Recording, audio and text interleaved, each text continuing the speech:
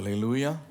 ஆண்டவராகிய இயேசுவின் நாமத்தில் உங்கள் எல்லோரையும் நான் வாழ்த்துகிறேன், வரவேற்கிறேன். கர்த்தர் உங்களை ஆசீர்வதிப்பாராக. நம்முடைய ஆண்டவர் நல்லவர். சத்தமாக ஒரு ஆமென் சொல்லுங்களேன். அவர் நமக்கு போதுமானவராக இருந்து இதுவரை நம்மை நடத்தினார், இனிமேலும் நம்மை நடத்துவார்.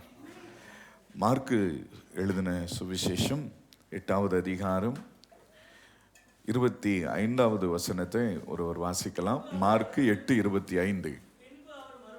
பின்பு அவர் மறுபடியும் கண்களின் மேல் கைகளை வைத்து அவனை ஏறிட்டு பார்க்கும்படி செய்தார்.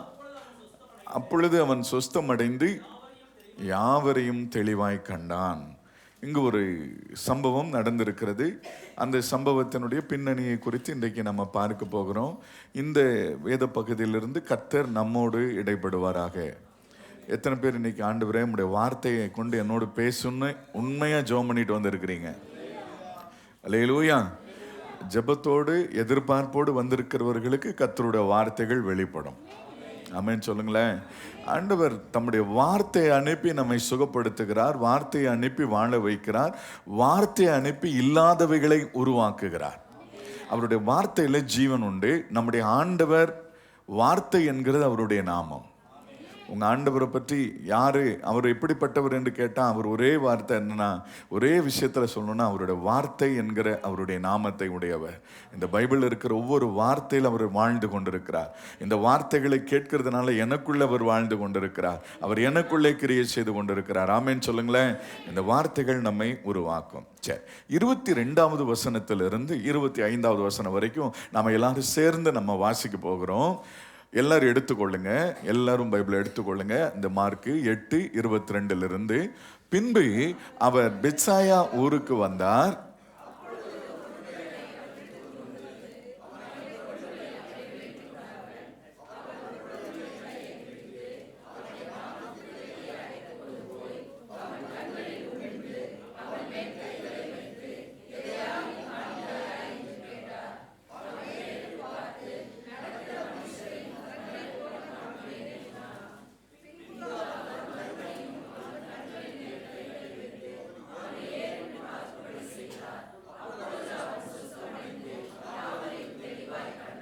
ஆமென்.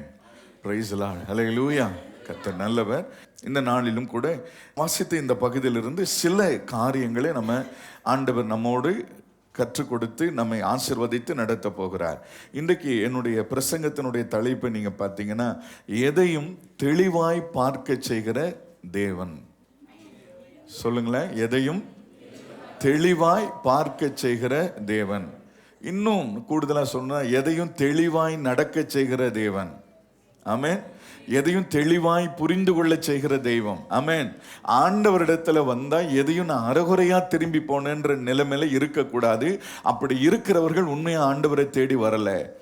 ஆண்டவரிடத்திற்கு வந்து ஒரு மனுஷன் எனக்கு பாதி சுகம் கிடைச்சது, பாதியில் நான் இப்படி இருக்கிறேன்னு சொல்லிட்டு போக முடியாது. அவர் முழுமையாய் நம்மை ஆசீர்வதித்து பூரணமான ஆசீர்வாதத்தை கொடுத்து நம்மை நடத்துகிறவர் நம்முடைய ஆண்டவராக இயேசு. கரங்களை உயர்த்தி ஒரு ஆமென் சொல்லுங்களேன். ஹல்லேலூயா. நம்முடைய ஆண்டவர் நல்லவர். நீங்க பார்க்கும்போது இந்த அதிகாரத்தில் நீங்க கவனிக்க வேண்டிய மிக முக்கியமான ஒரு விஷயம் என்னன்னா, ஆண்டவர் பார்க்கும்போது அவன் சொன்ன ஒரு விஷயம், எதையாகிலும் காண்கிறாயா? எத்தனாவது வசனத்துல? 24வது வசனம். அவன் ஏறிட்டு பார்த்து 23வது வசனமா? 23வது வசனம் வாசிங்க.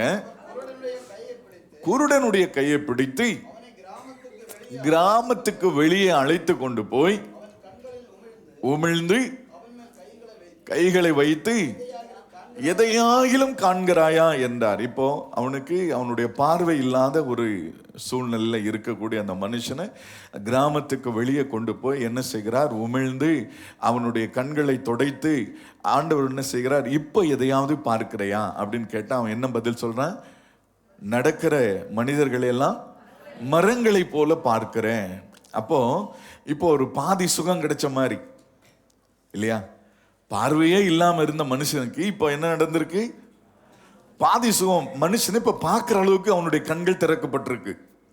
இப்போ ஒரு டாக்டர் கிட்டயோ இல்லை நம்மளை என்ன மாதிரி ஊழியக்காரங்க கிட்ட இப்போ மற்றவங்களை விட்டுருவோம் வந்துட்டோம்னு வச்சுங்களேன், ஓ கர்த்தர் உங்களுக்கு பாதி சுகம் கொடுத்துட்டார், நீங்கள் அடுத்த வாரம் வாங்க மீண்டும்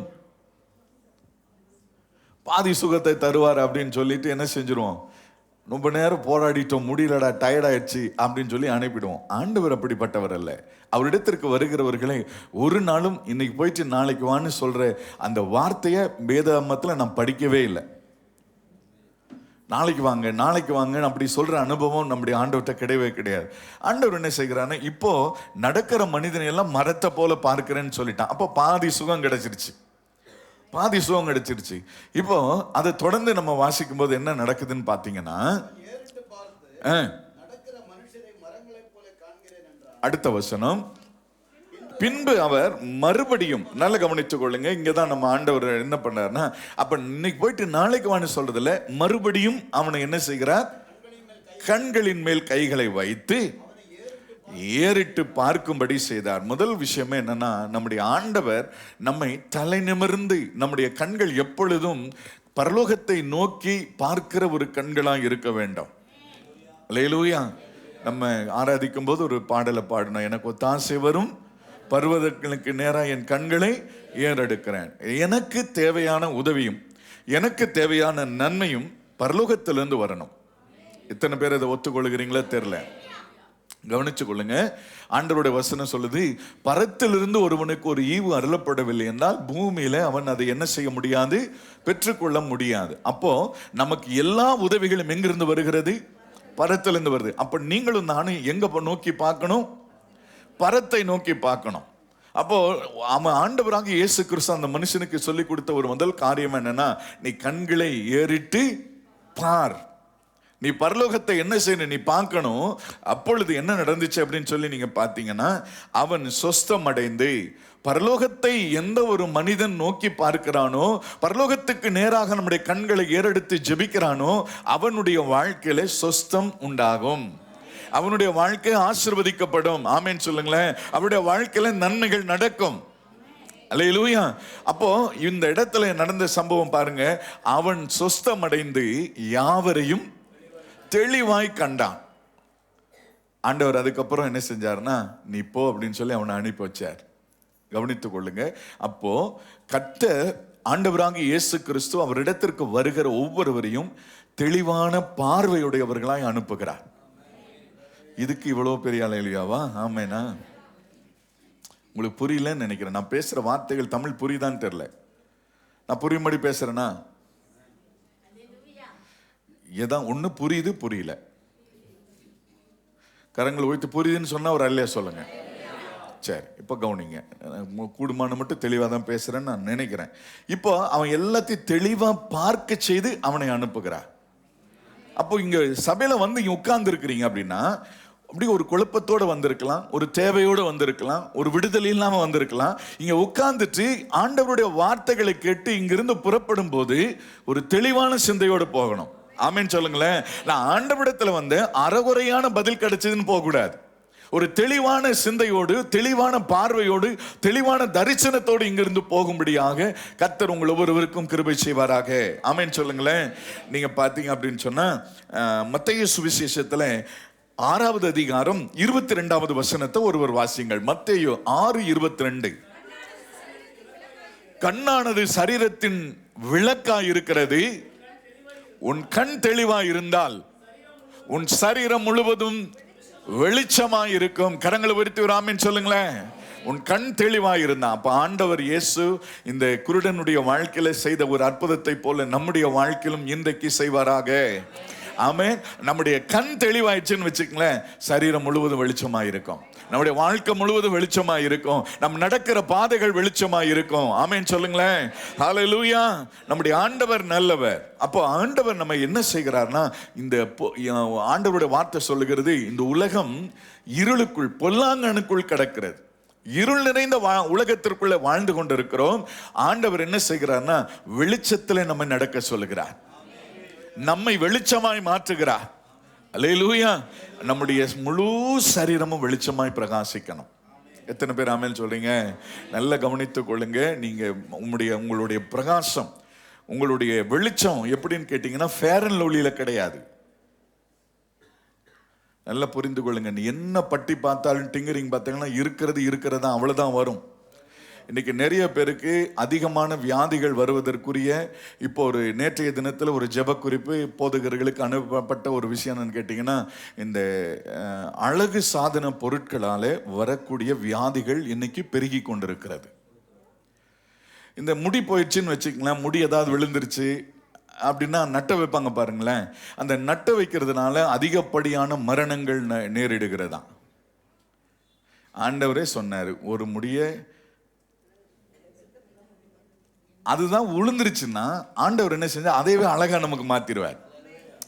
நம்ம மண்டையில் பாருங்க, இப்போ போயிடுச்சு, அதே போல அழகாக தானே இருக்குது. அதுக்கு என்னத்தை போய் வேற ஏதாவது சொருகிட்டேன்னு வச்சுக்கலாம், அது நமக்கு ஒரு வியாதியாக மாறுது, அது ஒரு பிரச்சனையாக மாறுது.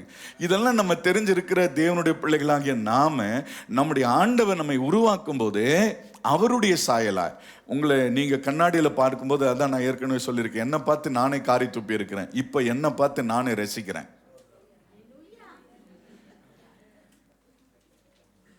ஏன்னா ஏன்னு கேளுங்க, ஏன்னு கேளுங்க. இப்போ சோத்திரம் சொன்னீங்கல்ல, கவனிங்க. அவர் எப்படி இருப்பார்னா, என்னை பார்த்து நான் என்ன செய்கிறேன், சந்தோஷப்படுகிறேன். உங்களை பார்த்து நீங்க சந்தோஷப்பட்டுக்குங்க. என் தேவன் எப்படி இருக்கிறார் என்று அவருடைய சாயலா நீங்க உருவாக்கப்பட்டிருந்தா அவரை போலதான் நானும் இந்த இடத்துல இருக்கிறேன், அவர் என்ன போலதான் அவரும் இருப்பார். ஆமென் சொல்லுங்களேன். அல்லேலூயா. அப்போ இப்ப நம்மளை பார்த்து யாரும் நான் கருப்பா இருக்கிறேன், நான் சிகப்பா இருக்கிறேன், நான் ஒல்லியா இருக்கிறேன், குட்டையா இருக்கிறேன் நீ பார்க்க வேண்டியதில்லை. நான் தேவனை போல இருக்கிறேன். உங்களுடைய பார்வைக்காக சொல்றேன், உங்களுடைய எண்ணங்களை மேம்படுத்தணும். ஆமென் சொல்லுங்களேன். நமக்கு நாம என்ன செய்றோம், நம்முடைய எண்ணங்கள் குறுகினதாக இருக்கிறதுனால நம்முடைய வாழ்க்கையில இல்ல இல்ல இல்ல பிரச்சனை பிரச்சனைன்னு சொல்லிக்கிட்டே இருக்கிறோம். ஐயோ நான் இப்படி இருந்தா நல்லா இருந்திருக்குமே, அப்படி இருந்தா இல்ல, நீ இப்படி இருந்தா நல்லா இருந்திருக்கவே மாட்டேன். அதனாலதான் கர்த்தர் உன்னை இப்படி வச்சிருக்கிறார். அல்லேலூயா. ஆண்டவர் எதையுமே தப்பா செய்யவே மாட்டாருங்க. அல்லேலூயா. அவர் எதையுமே தப்பா செய்யறதுல நேர்த்தியாய் செய்கிறவர். ஒரு காரியத்தை இன்றைக்கு நம்ம கவனிக்க போகிறோம். நீங்க பாத்தீங்க அப்படின்னு சொன்னா, எபேசியருக்கு எழுதின நிருபம் 3வது அதிகாரம் 12வது வசனத்தை ஒருவர் வாசிங்க. எபேசியர் 3:12. அவரை பற்றும் விசுவாசத்தால் அவருக்குள் நமக்கு தைரியமும் திட நம்பிக்கையோடு தேவனிடத்தில் சேரும் ஸ்லாக்கியமும் உண்டாயிருக்கிறது. நல்ல கவனித்துக் கொள்ளுங்க. நம்முடைய ஆண்டவராகிய இயேசு கிறிஸ்து தான் நமக்கு கண்ணாடி. முகம் பார்க்கிற கண்ணாடியும் அவர்தான், பார்வையா தெளிவாக்குற கண்ணாடியும் அவர்தான். எத்தனை பேருக்கு புரிஞ்சுதே? அல்லேலூயா. இப்ப நீங்க எல்லாரும் என்ன செய்யுங்கன்னா, எல்லாரும் கிறிஸ்துவுக்குள் உங்களுடைய கண்ணாடி எடுத்து மாட்டிட்டு நீங்க உங்களுடைய குடும்ப வாழ்க்கையை நீங்க பாருங்க, உங்களுடைய பர்சனல் லைஃபை பாருங்க. நான் சொல்ற கவனிக்கிறீங்களா? கிறிஸ்துவுக்குள் நீங்க இந்த ஒரு பிரச்சனையை, இது ஆண்டவர் எப்படி பார்ப்பார், இது ஆண்டவர் எப்படி பேசுவார், இது ஆண்டவர் இந்த பிரச்சனையை எப்படி டீல் பண்ணுவார் என்று சொல்லி நீங்க யோசிப்பீர்களே. ஆனால் நீங்க என்ன செய்கிறீங்கன்னா, சகல சம்பூர்ண ஆசீர்வாதங்களை பெற்றுக்கொள்வதற்கான வழி உங்களுக்குள்ளே உண்டாகும். அல்லேலூயா. இங்க நீங்க கவனிக்க வேண்டிய ஒரு விஷயத்தை நீங்க பார்க்கும்போது, 1 யோவான் 2வது அதிகாரம் 5வது வசனத்தை நீங்க வாசிங்க. 1 யோவான் 2:5. அவருடைய வசனத்தை கை கொள்கிறவனிடத்தில் பூரணப்பட்டிருக்கும், நாம் அவருக்குள் இருக்கிறோம் என்பதை அதனாலே அறிவோம். Price the Lord. நாம் அவருக்குள் இருந்தா நம்முடைய கண் தெளிவா இருக்கும். நம்முடைய பார்வை பாருங்க, எவ்வளவு பெரிய கண்ணாடி போட்டிருக்கிறவனுக்கு தெளிவான பார்வை வந்துடும். என்ன பவர் இருந்தாலும் பார்வை தெளிவாயிடும். ஒரு ஆமென் தான் சொல்லுங்களேன். அல்லேலூயா. நீங்க பார்க்கும்போது கொலோசியர் 2வது அதிகாரம் 6வது வசனம். கொலோசியர் 2:6. சீக்கிரமா வாசிக்கணும். ஏற்றுக்கொண்டபடியே வேர் கொண்டவர்களாகவும் அவர் மேல் கட்டப்பட்டவர்களாகவும் அவருக்குள் நடந்து, கவனித்துக் கொள்ளுங்க, அவருடைய வெளிச்சத்துல நீங்க நடந்தா உங்களுக்கு ஒரு குறைவும் வராது. அப்ப இன்னைக்கு மனுஷனுடைய பிரச்சனை என்னன்னு கேட்டீங்கன்னா, அவரை விட்டு வெளியே வாழ்ந்துட்டு இருக்கோம், அவர் இல்லாம வாழ்ந்துட்டு இருக்கோம். அவர் எனக்குள்ள வரணும், அவரை போல நான் சிந்திக்கணும், அவரை போல பார்க்கணும், அவரை போல எனக்குள்ள அவருடைய சுபாவங்கள் எனக்குள்ள வரணும். விரும்புறவங்க தான் ஆமென் சொல்லுவாங்க. கொலோசியர் 1 அதிகாரம் 16வது வசனத்தை நீங்க வாசிக்கும் பொழுது, அவருக்குள் சகலமும் சிருஷ்டிக்கப்பட்டது, பரலோகத்தில் உள்ளவைகளும் பூலோகத்தில் உள்ளவமாக காணப்படுகிறவைகளும் காணப்படாதவைகளுமாக சகல வஸ்துகளும், சிங்காசனமானாலும் கர்த்தத்துவமானாலும் துரைத்தனங்களானாலும் அதிகாரங்களானாலும் சகலமும் அவரை கொண்டு அவருக்கென்றும் சிருஷ்டிக்கப்பட்டிருக்கிறது. கவனிங்க, அப்போ சகலமும் ரோமர் 11:36 சகலமும் அவரால், அவர் மூலமாய், அவருக்காக. அப்ப இந்த உலகத்தில் உருவாக்கப்பட்டிருக்கிற எல்லாமே அவரால் சிருஷ்டிக்கப்பட்டிருக்கிறது. அப்போ நம்முடைய பார்வை வெளிச்சம் தெளிவா இருந்துச்சுன்னு வச்சுக்கங்களேன், அப்ப நாம் என்ன செய்வோம்? அந்த வெளிச்சத்தின் பாதையில, ஆசீர்வாதத்தின் பாதையில நாம் நடப்பதற்கு அது உதவியா இருக்கும். புரிஞ்சவங்க மாத்திரம் அல்லேலூயா சொல்லுவாங்க. இப்போ நமக்கு பார்வை தெளிவில்லை, தூர தரிசனம் இல்லை. நான் சொல்றது நிறைய இப்ப எல்லாம் பார்த்துட்டு தான் இருக்கிறீங்க. நான் சொல்றது உன்னுடைய ஆவிக்குரிய கண்கள், தரிசன கண்கள், உன்னுடைய எதிர்காலம் எப்படி இருக்க வேண்டும், உன்னுடைய வாழ்க்கை எப்படி இருக்க வேண்டும் என்பதை உன்னுடைய தரிசன கண்கள்லாம் நீ பார்க்கணும். நான் சொல்றது உங்களுக்கு புரியுதா? நான் இப்படிதான் இருக்க போறேன், என்னுடைய எதிர்காலம் இப்படி இருக்கும். எத்தனை பேர் உங்களுக்கு அது ஒரு தெளிவான தரிசனம் இருக்குதோ எனக்கு தெரியல. என் எதிர்காலம் இப்படி இருக்கும் பாருங்க. ஆண்டவர் இல்லாத ஒரு நாட்கள்ல ஒரு தரிசனம் இல்லை. என்னுடைய வாழ்க்கை எப்படி இருக்க போகுதுன்னு ஒரு கேள்விக்குறி இருந்துச்சு. எதிர்காலத்தை குறித்த ஒரு பயம் இருந்துச்சு. ஆண்டவருக்குள் வாழ்கிற ஒரு மனுஷனுக்கு தெரியும், என் தகப்பன் எனக்கு தேவையானதை தருவார், நிச்சயம் அவர் என்னை கீழாக்காமல் மேலாக்குவார். இதுதான் தரிசனம். பூமியில் உள்ள சகல ஜனங்களை பார்க்கிலும் கர்த்தர் என்னை கீர்த்தியும் புகழ்ச்சியுமாய் வைப்பார். எத்தனை பேருக்கு நான் சொன்னது புரிஞ்சது? அப்ப நீ கடங்காரனா இருக்க மாட்ட, குறைவுள்ளவனா இருக்க மாட்ட, வியாதி உள்ளவனா இருக்க மாட்ட. கர்த்தர் உன்னை அற்புதமான சாட்சியாய் நடத்துவார். இதுதான் தரிசனம். எத்தனை பேருக்கு புரியுது? ஆமென். ஒருவேளை உனக்கு வியாதி வந்துட்டா என்னை சுகப்படுத்துகிற கர்த்தர் ஒருவர் இருக்கிறார். ஆமென் சொல்லுங்களேன். நான் வியாதியோடு நடப்பது அவருடைய சித்தம் அல்ல. அப்ப ஆண்டவருடைய வார்த்தையில எந்த ஒரு மனிதன் உருவாக்கப்படுகிறானோ அவன் தரிசனம் பெற்றவனாய் வாழ்கிறான். 17வது அதிகாரம், அப்போஸ்தலர் நடபடிகளின் புஸ்தகம் 17வது அதிகாரம் 28வது வசனத்தை ஒருவர் வாசிங்க. அவருக்குள் பிழைத்திருக்கிறோம், அசைகிறோம், இருக்கிறோம். நல்ல கவனித்துக் கொள்ளுங்க. இப்போ நீங்க என்ன அவருக்குள் வாழ்ந்துட்டு இருக்கிறீங்க. கரெக்டா? கிறிஸ்துவுக்குள் இருக்கிறவங்க எப்படி இருப்பாங்க? அவருக்குள்ள இருக்கிறோம், நடக்கிறோம், பார்க்கிறோம், பேசுறோம். அப்ப கிறிஸ்துவுக்குள் இருந்து உங்களுடைய பிரச்சனையை பார்க்கணும், கிறிஸ்துவுக்குள் இருந்து உங்களுடைய தேவைகளை பார்க்கணும், கிறிஸ்துவுக்குள் இருந்து உங்களுடைய பிள்ளைகளை நடத்தணும், கிறிஸ்துவுக்குள் இருந்து உங்களுடைய எதிர்காலத்தை பார்க்கணும். எத்தனை பேருக்கு நான் சொல்றது புரியுதுன்னு தெரியல. அல்லேலூயா. மீண்டும் அந்த வசனத்தை நம்ம எல்லாரும் வாசிக்கலாம். ஏனெனில் அவருக்குள், என்ன கவனிக்கிறீங்களா? நீங்க யாருக்குள்ள பிழைக்கிறீங்க? கிறிஸ்து இல்லாம பிழைத்தீங்கன்னா உங்களுடைய வாழ்க்கை நரகமா இருக்கும், வெறுமையா இருக்கும், வேதனையா இருக்கும். கிறிஸ்துவுக்குள் பிழைக்கிறவனுடைய வாழ்க்கை மகிழ்ச்சியா இருக்கும், சந்தோஷமா இருக்கும். அல்லேலூயா. அதுதான் நான் சொல்லிக்கிட்டு இருக்கிறேன். உங்களுடைய வாழ்க்கை கிறிஸ்துவுக்குள் இருக்கா? அவருக்குள் பிழைக்கிறோம், அசைகிறோம், இருக்கிறோம். அப்போ நல்ல கவனித்துக் கொள்ளுங்க. ஒரு தேவனுடைய பிள்ளையினுடைய வாழ்க்கையினுடைய தெளிவு எங்க இருக்குன்னா, கிறிஸ்துவுக்குள் இருக்கிற ஒரு வாழ்க்கை. அவரு எனக்குள்ள இருந்து அவரை போல நான் பார்க்கணும். ஆமென். ஒவ்வொரு விஷயத்தையும் நாம் அந்த மாதிரி பார்க்க நம்ம பழகி கொண்டோம் என்று சொன்னால் நம்முடைய வாழ்க்கையில ஒவ்வொரு நாளும் அற்புதமாய் மாறும். நம்முடைய வாழ்க்கை மகிழ்ச்சி நிறைந்ததாய் மாறும். ஆமென் சொல்லுங்களேன். நம்முடைய துக்கம் எல்லாம் சந்தோஷமாய் மாறும். ஏன் இன்னைக்கு இப்ப நம்முடைய வாழ்க்கையில இவ்வளவு பிரச்சனையை பார்த்தே கலங்கி கொண்டிருக்கிறோம்?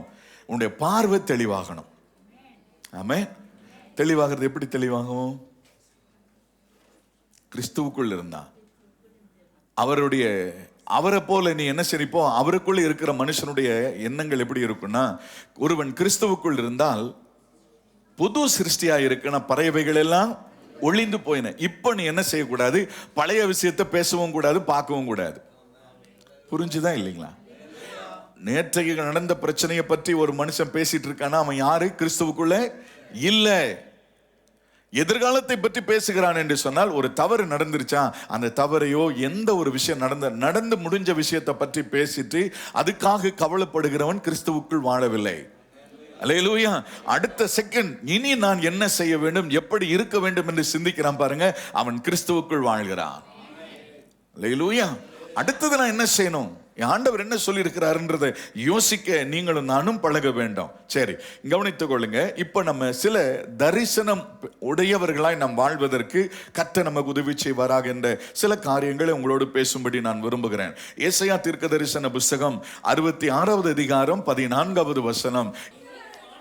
நீங்கள் அதை காணும் பொழுது, கவனிங்க, இதுவரைக்கும் உன்னுடைய மாம்ச கண்களில நீ பார்த்ததுனால உன்னுடைய இருதயம் மகிழ்ச்சி அடையல, துக்கத்தோடு இருந்த, உன் பிரச்சனை தீராதுன்னு சொல்லிட்டு இருந்த, நீ என் குடும்பத்துல மாற்றம் வராதுன்னு சொல்லிட்டு இருந்த.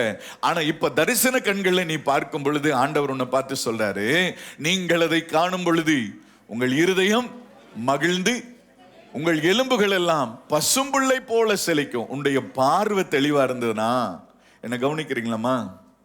உன் பார்வை தரிசனம் உள்ள ஒரு பார்வை, கிறிஸ்து இயேசுவுக்குள்ளான பார்வை உனக்குள்ள இருந்துச்சுன்னு சொன்னா நல்லா கவனித்துக் கொள்ளுங்க. உன் இருதயம் மகிழ்ந்து உங்கள் எலும்புகள் எல்லாம் பசும்புள்ளை போல செழிக்கும். அப்பொழுது கர்த்தருடைய ஊழியக்காரரிடத்தில் அவருடைய கரமும் அவருடைய சத்துருக்களிடத்தில் அவருடைய சினமும் அறியப்படும். கர்த்தருடைய பிள்ளைகளிடத்துல அவருடைய கரம் இருக்குமாம், ஆதரவா. இதான் தரிசனம். எத்தனை பேருக்கு நான் சொன்னது புரிஞ்சது? இந்த தரிசனம் யாருக்குள்ள? என் கூட கர்த்தர் இருக்கிறார். ஆமென் சொல்லுங்களேன். அவருடைய கரம் என்னை தாங்குகிறது, அவருடைய உள்ளம் கைகளில் என்னை வரைந்து வைத்திருக்கிறார். எத்தனை பேர் ஆமென் சொல்றீங்க? ஒருவனும் என்னை பறித்து கொள்ள முடியாது. அல்லேலூயா. ஒருவனும் என்னை தொட முடியாது. இந்த தரிசனம் நமக்குள்ள இருக்கிற வரையும் தான் நம் இந்த ஆண்டவர் சொல்றாரு, நிச்சயமாகவே முடிவு உனக்கு வரும், மாற்றங்கள் உனக்கு வரும். இல்லைன்னா மாற்றங்கள் ஒரு நாள் வராது. ஏன்னா அவிசுவாசம் உன்னை பிடித்து கொள்ளும். 60வது அதிகாரம், ஏசாயா 60வது அதிகாரத்துல 4, 5 ஆகிய வசனங்களை இப்ப நம்ம வாசிக்க போகிறோம். கவனிங்க, ஆண்டவர் சொல்றாரு, இப்ப இருக்கிற சூழ்நிலையை நீ பார்த்துட்டு இருக்கிற உன்னுடைய தரிசன கண்களை இப்ப நீ என்ன செய்யணும்? சுற்றிலும் உன் கண்களை ஏறெடுத்து பார். அவர்கள் எல்லாரும் ஏகமாய் கூடி உன்னிடத்திற்கு வருவார்கள். உன் குமாரர் தூரத்தில் இருந்தும் வளர்க்கப்படுவார்கள். ஓடி வருவாய். கவனிங்க, உன்னுடைய பிள்ளைகளை குறித்து, உன்னுடைய எதிர்காலத்தை குறித்து, அவர்களுடைய எதிர்காலத்தை குறித்து பயப்படுகிற ஒவ்வொருவருக்கும் நான் பேசிக்கொண்டிருக்கிற வார்த்தை என்னன்னா, உன் பிள்ளைகள் உன்னிடத்திற்கு வருவாங்க. உன் பிள்ளைகள் என்ன செய்வாங்க? உன்னுடைய பிள்ளைகளுடைய வாழ்க்கையை பார்த்து உன் இருதயம் அதிசயப்பட்டு பூரிக்கும். சந்தோஷமா ஒரு ஆமேன்னு சொல்லுங்க, ஒரு அல்லேலூயா சொல்லுங்க. உங்களுடைய இருதயம் எப்படி இருக்குமா? அதிசயப்பட்டு பூரிக்கும். உன் வசமாய் திரும்பும். ஜாதிகளின் பலத்த சேனை உன்னிடத்திற்கு வரும். எத்தனை பேர் ஆமீன் சொல்றீங்க? உனக்கான ஆசீர்வாதம், நீ ஒரு தொழில் செய்தா உன்னை தேடி எல்லா கஸ்டமர்ஸும் உன்கிட்ட வருவாங்க. நம்புறவங்க மாத்திரம் தான் உள்ளே சொல்லுவாங்க, உன்னை தேடி வருவாங்க. ஏன்னா நீ செய்யற காரியங்கள் அத்தனையும் தெளிவா இருக்கிறது. உன்னுடைய பார்வை தெளிவா இருக்கு. நல்லா புரிந்து கொள்ளுங்க. ஒரு தொழில் செய்யறவங்க, சொந்த பிசினஸ் பண்றவங்களுக்கு நான் உங்களுக்கு சொல்லுகிறேன், கர்த்தர் உணர்த்துகிற ஒரு காரியத்தை சொல்லுகிறேன். அதிக லாபம் சம்பாதிச்சு ஒரே நாள்ல கெட்டு போக கூடாது. உனக்கு தேவையான சரியான விதத்தில் உன்னுடைய காரியங்களை பயன்படுத்தும் பொழுது நேர்மையாய் நடக்கிறவர்கள் சமாதானத்திற்குள் நடத்தப்படுவார்களாம். அல்லேலூயா. ஒரு வியாபாரம் பண்ண லாபம் இல்லாம செய்ய முடியாது. ஆனா அநியாயமான காரியத்தை ஒரு நாளும் செய்யாதிருப்பீர்களே, ஆனால் என் தேவனுடைய கரம் உன்னோடு கூட இருக்கும். அவருடைய கரம் உன்னை அற்புதமாய் வழி நடத்தும். வாசிங்க அடுத்த வசனம். ஒட்டகங்களும் உன்னை மூடும். பொன்னையும் தூப வர்க்கத்தையும் கொண்டு வந்து கர்த்தரின் துதிகளை பிரசித்தப்படுத்துவார்கள். அடுத்த வசனம் பாருங்களேன். கேதாரின் ஆடுகள் எல்லாம் உன்னிடத்தில் சேர்க்கப்படும். நபாயோத்தின் கடாக்கள் உன்னை சேவித்து அங்கீகரிக்கப்பட்டதாய் என் பலிபீடத்தின் மேல் ஏறும். என் மகிமையின் ஆலயத்தை மகிமைப்படுத்துவேன். புரியல? என் மகிமையின் ஆலயத்தை, இது தேவ மகிமையின் ஆலயத்தை மகிமைப்படுத்துவாரா? புரியல? நானே தேவனுடைய ஆலயம். அல்லேலூயா. ஆண்டவர் சொல்றாரு, உனக்கு தேவையான அத்தனை நன்மை உன்னை தேடி வரும். உனக்குரிய ஆசீர்வாதங்கள் உன்னை தேடி வரும். நெடுநாளை காத்திருக்கிற, ஜெபித்து கொண்டிருக்கிற, எதிர்பார்த்து கொண்டிருக்கிற எல்லா ஆசீர்வாதங்களும் உன்னை தேடி வரும். ஆமேன் சொல்லுங்களேன். அல்லேலூயா. அத்தனை நன்மைகளை இதுவரைக்கும் நீ ஏங்கி நின்றிருந்த காரியங்கள் எல்லாம் இப்பொழுது அது உன் கண்களால் பார்க்க போகிறாய். அது தரிசன கண்களை இன்னைக்கு பார்க்கிறவர்களால மாத்திரம்தான் சுதந்திரிக்கவே முடியும். இந்த தரிசனம் இல்லாதவர்கள் என்ன செய்ய முடியாது? சுதந்திரிக்க முடியாது. என்னுடைய பார்வை இதுவரைக்கும் பார்த்தீங்கன்னா இதெல்லாம் நடக்காது, இதெல்லாம் வராது, இதெல்லாம் கூடாதுன்னு சொல்லிட்டு இருந்த கண்கள் இப்பொழுது அது என்ன செய்யுதுன்னா, ஆண்டவர் சொல்ல, உன் கண்ணை ஏறிட்டு பார். அல்லேலூயா. காலையில எழுந்த உடனே உன் கண்களை வானத்திற்கு நேராக ஏறிட்டு பார். உனக்கு தேவையான அந்த நாளிற்கு தேவையான சகல ஆசீர்வாதங்களும் என் ஆண்டவர் கொடுக்க வல்லமுள்ளவராக இருக்கிறார். அல்லேலூயா. என் ஆண்டவர் நல்லவராக இருக்கிறார். சந்தோஷமா ஒரு ஆமீன் சொல்லுங்களேன். நீ விசுவாசித்தால் தேவனுடைய மகிமையை காண்பாய். அதான் தரிசனம். அல்லேலூயா. நிச்சயம் ஆண்டவர் இந்த சூழ்நிலை மாத்துவாருங்க. உன் பேச்சு மாறணும். கிறிஸ்துவுக்குள் இருந்தா நீங்க என்ன தெரியுமா சொல்லுவீங்க? நீங்க ஐயோ இந்த மனுஷன் மாறவே மாட்டேங்கிறாருங்க, எத்தனை வருஷம் ஆனாலும் சரி சூழ்நிலையை மாற்றுவதற்கு என் ஆண்டவர் உண்மை உள்ளவராக இருக்கிறார். காலம் முடிஞ்சு போயிருக்க, வயசானதுக்கு அப்புறம் என்னங்க மாற்ற வரப்போகுது? நல்ல கவனித்துக் கொள்ளுங்க. காலங்களும் நேரங்களும் அவருடைய கரத்தில் இருக்கிறது. நீங்க யோசிக்கிற பிரகாரம் உங்களை ஆண்டவர் நடத்துறவர் அல்ல. நீங்க சொல்லுகிற விசுவாசிக்கிற பிரகாரம் உங்களை ஆண்டவர் நடத்துவாரா? எசேக்கியேல் தீர்க்க தரிசன புஸ்தகத்திற்கு நீங்க திருப்பும் போது 36வது வசனத்தை நீங்க திருப்பிக் கொள்ளுங்க. 36வது வசனம் அதிகாரம், அதுல 34வது வசனம் இப்ப பாருங்க. பாழாக்கப்பட்ட தேசம். இதுக்கு முன்னாடி இப்போ எசேக்கியேலுக்கு ஆண்டவர் ஒரு தரிசனத்தை கொடுக்கிறார். எசேக்கியேலோடு கர்த்தர் பேசுகிறார். எசேக்கியேல், இதுவரைக்கும் நீங்க பார்த்ததெல்லாம் வேற, இனி நீங்க பார்க்க போறது வேற. பாழாக்கப்பட்ட தேசம், கடந்து போகிற யாவருடைய பார்வைக்கும் பாழாய் கிடந்ததற்கு பதிலாக, கவனிங்க, இதுவரைக்கும் நீ பாழாய் கிடந்ததை தான் நீ பார்த்த. இதுவரைக்கும் உன்னுடைய வாழ்க்கை, உன்னுடைய சூழ்நிலைகள் எல்லாம் ஒருவேளை பாழா போயிடுச்சோன்னு சொல்லி நீ யோசனை பண்ணிட்டு இருந்த, பார்த்துட்டு இருந்த. இப்ப கர்த்தர் உனக்கு சொல்ற ஒரு காரியத்தை நீங்க கவனிச்சுங்க. பாழாய் கிடந்ததற்கு பதிலாக பயிரிடப்படும். பாழாய் கிடந்த தேசம் எப்படி ஆகுமா? இதுக்கு சந்தோஷமா ஒரு ஆமேன் சொல்லி இருக்கணும். உன் வாழ்க்கை ஏதேன் தோட்டத்தை போல மாறும்னு ஒரு வசனம் உனக்கு நேரா வருதுன்னா, அப்படியே புடிச்சு வச்ச மாதிரி உட்கார்ந்து இருந்தா என்ன அர்த்தம்? அல்லேலூயா. நல்ல கவனித்துக் கொள்ளுங்க. உன் வாயை விரிவாய் தர கர்த்தர் அதை நன்மையால் நிரப்புவார். உன் காதை விரிவாய் தர கர்த்தர் நன்மையால நிரப்புவார். அல்லேலூயா. இங்க அதுக்கு தானே வந்திருக்கிறோம். ஆமேன் சொல்லுங்களேன். இந்த 1 மணி நேரம் அப்படியே ஒரு மாதிரி பரபரப்பா இருக்கணும். ஆமேன். அல்லேலூயா. அப்ப நீங்க எந்த அளவுல இருக்கணும்ன்றது நீங்க தான் முடிவு பண்ண. ஆண்டவர் சொல்றாரு, எப்படி இருக்குமா? அவன் தேசம் ஏதேனை போல மாறுமா. வாசிங்களேன். அவாந்திரமும் பாலும் நிர்மூலமான பட்டணங்கள் அரணிப்பானவைகளும் குடியேற்றப்பட்டவைகளுமாய் இருக்கிறது என்று சொல்லுங்கள். ஐயோ, என்ன ஆண்டவர் நீங்க ஆராதித்து கொண்டிருக்கிறீங்க? சந்தோஷமே இல்லையே. ஆண்டவர் சொல்ல, இதுவரைக்கும் பாழா கிடந்தது, இப்ப அது ஏதேன் தோட்டத்தை போல மாறி இருக்கு.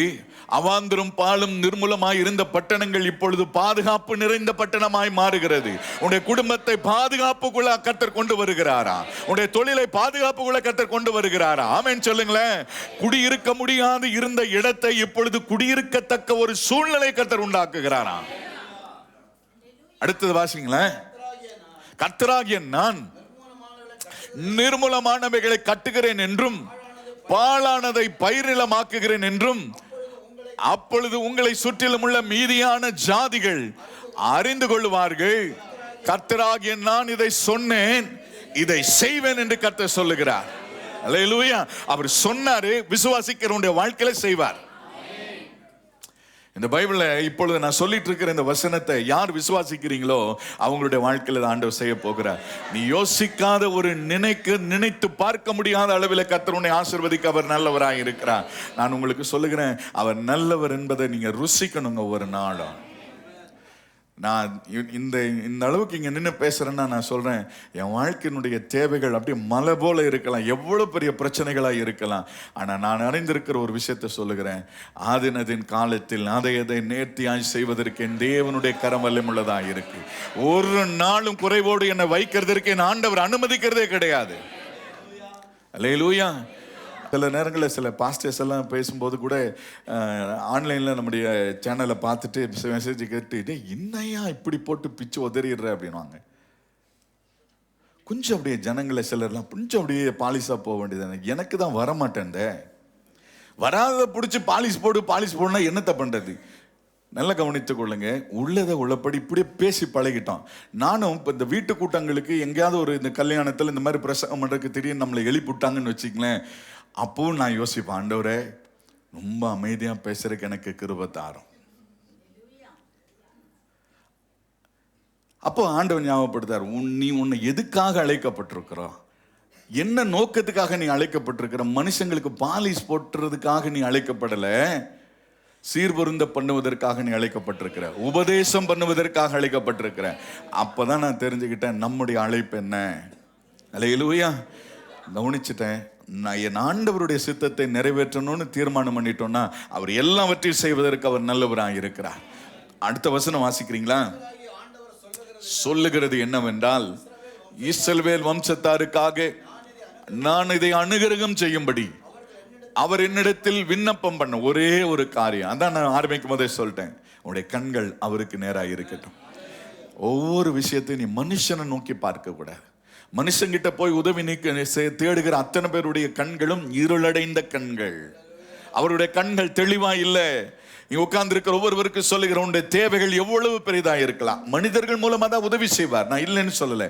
ஆனா அதே நேரத்தில் அந்த ஆண்டவர் ஒரு மனிதனை எழுப்பி அனுப்பி உனக்கு வருகிற உதவி வேறு, நீயா போய் கேட்கிற உதவி வேற.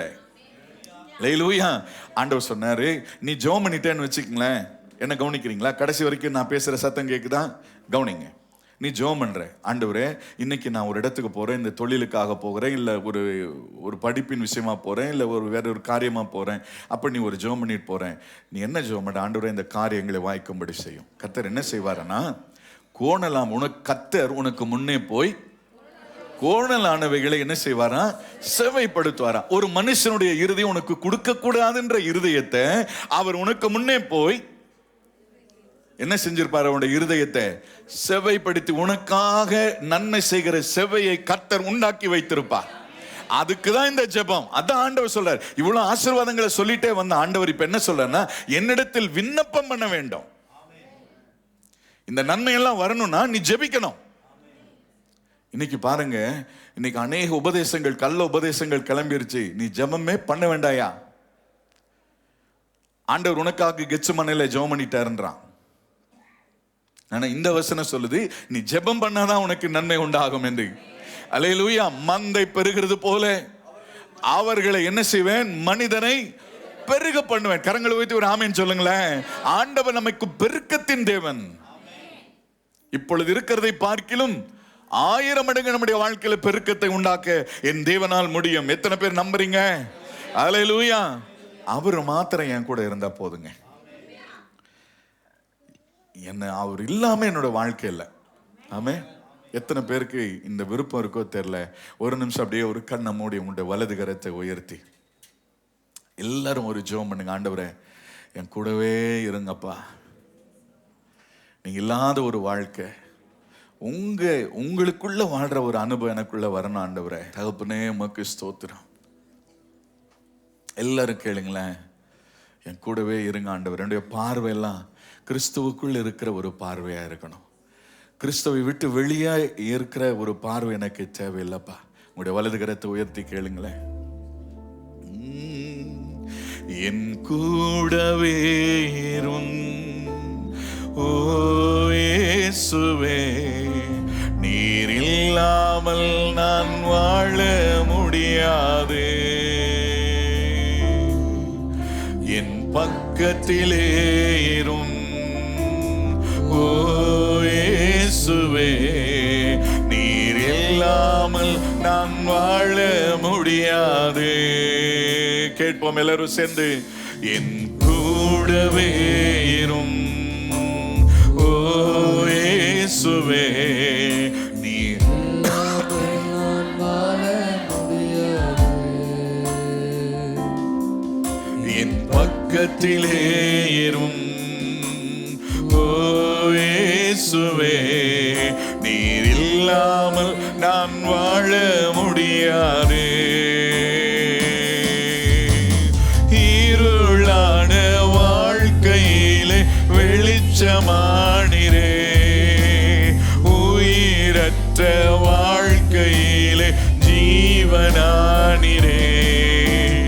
இருளான வாழ்க்கையிலே வெளிச்சமானிரே, உயிரற்ற வாழ்க்கையிலே ஜீவனானிரே. என் வெளிச்சம் நீரே, என் ஜீவனும் நீரே, எனக்கெல்லாமே நீங்க தானப்பா. என் வெளிச்சம் நீரே, என் ஜீவனும் நீரே, எனக்கெல்லாமே நீங்க தானப்பா. என் கூடவே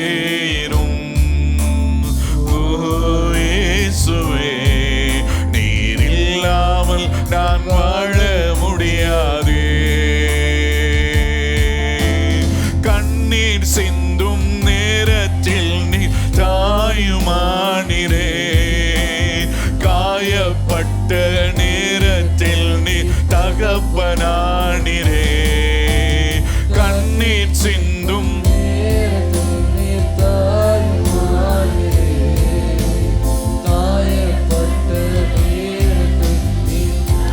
சொல்லுங்களேன் எல்லாரும் சேர்ந்து. என் அம்மாவும் நீரே, என் அப்பாவும் நீரே, எனக்கு எல்லாமே நீங்க தானப்பா. என் அம்மாவும் நீரே, என் அப்பாவும் நீரே, எனக்கு எல்லாமே நீங்க தானப்பா.